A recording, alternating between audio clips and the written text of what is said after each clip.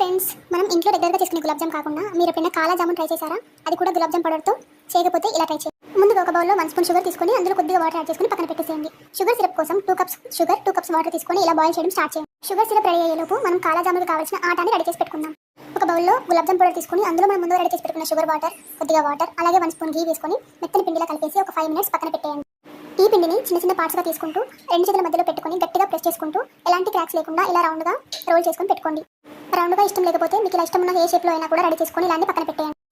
ఈలోపు sugar syrup ready అయిపోతూ ఉంటుంది.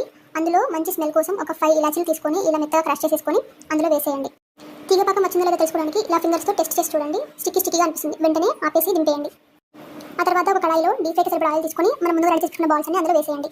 వీటిని ముందుగా మీడియం ఫ్లేమ్లో గోల్డెన్ బ్రౌన్ కలర్ వచ్చేలా ఫ్రై చేసుకొని ఆ తర్వాత హై ఫ్లేమ్లో బ్లాక్ కలర్ వచ్చేలాగా ఫ్రై చేయండి. మనం షుగర్ సిరప్ వేయడం వల్ల తొందరగా మాడిపోవు. ఈ ఫ్రైడ్ బాల్స్ని షుగర్ సిరప్లో వేసుకొని 2 అవర్స్ తర్వాత సర్వ్ చేసుకుంటే కాలా జామున్ రెడీ. మరిన్ని రెసిపీస్ కోసం